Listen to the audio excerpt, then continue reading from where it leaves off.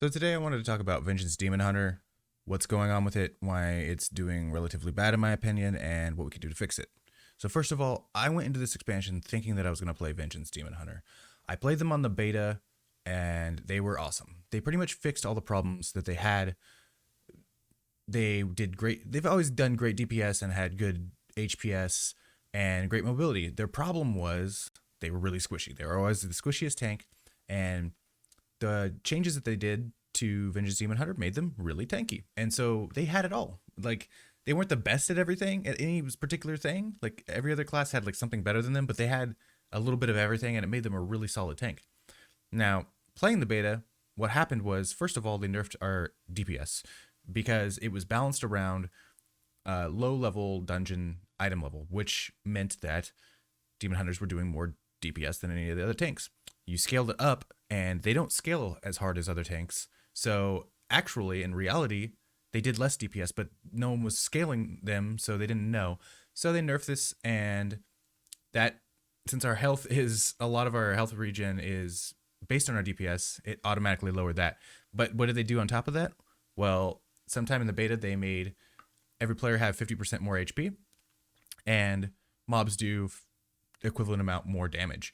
That was because your health would go down a lot, and healers would then be able to heal you up in one heal. So it was just this ping pong and really easy for healers. So they wanted a little bit more diversity and challenge for healers. So they changed it like that.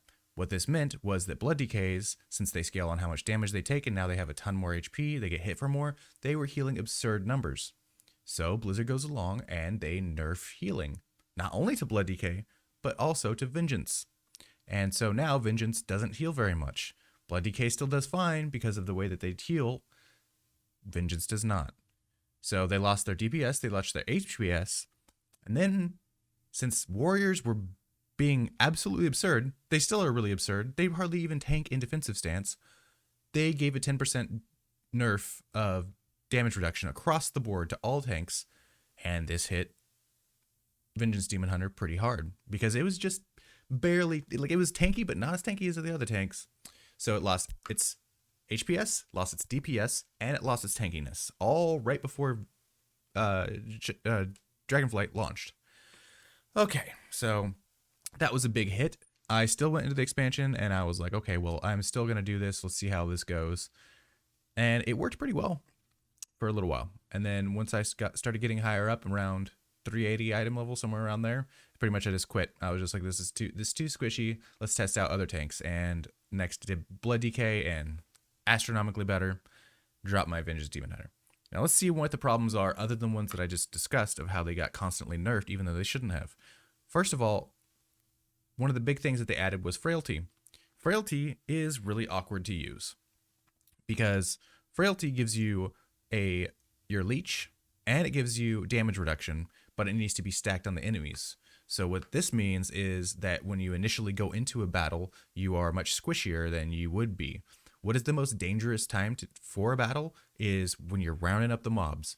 That's why every tank blows a cooldown on pull, like a defensive cooldown. So it gives time for the heals to start going, get time to pull them. So Demon Hunter's already way squishier than it normally is on a pull. So what this means is they gave them Sigil of Flame, which gives Frailty. So if you don't have Sigil of Flame up, or if you miss some of the pack, etc., you won't have this Frailty. Yeah, your spikes go up every time that you pull, which means if there's a tank buster in that rotation, you're not going to have spikes up. Makes it so you have to take the Fell Devastation into Metamorphosis talent, so that gives you less choice of how you spec.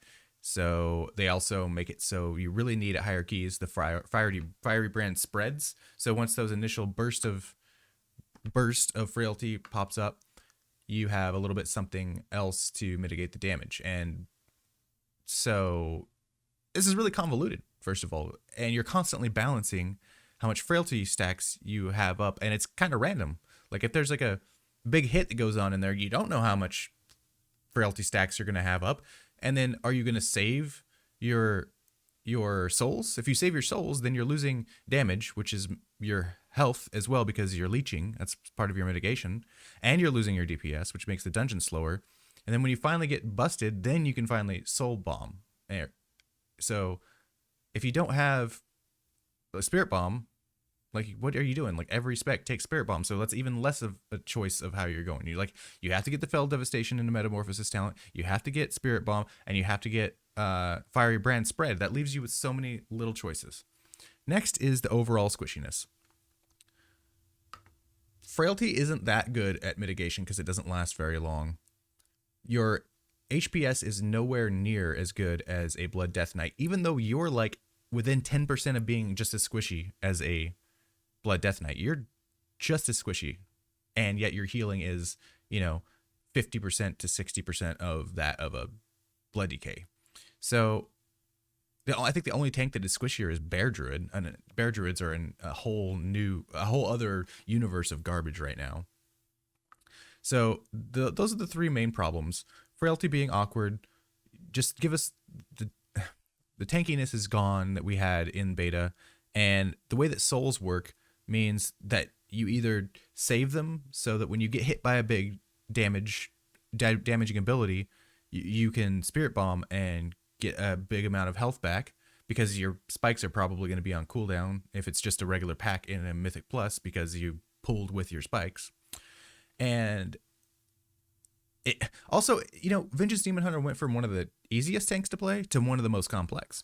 I know a lot of people don't get this because they haven't played Vengeance Demon Hunter in this expansion, but you're constantly rotating through all these abilities. You can't just jump into a pack and then just tank them, like with a couple buttons. Like, if you press all your buttons, in a couple seconds later, you're dead. You need to rotate. You need to pool, say, with Fiery Brand, and then instantly Sigil of Flame to get those frailty stacks up, keep your spikes up, rotate through your Fell Dev, spikes again once your calcified spikes are down, use your Spirit Bombs when you need to get your health stabilized, make sure you're not saving too much souls, but don't fucking keep too much of your Fury, because if you cap at Fury, then you're wasting DPS, you're wasting HPS.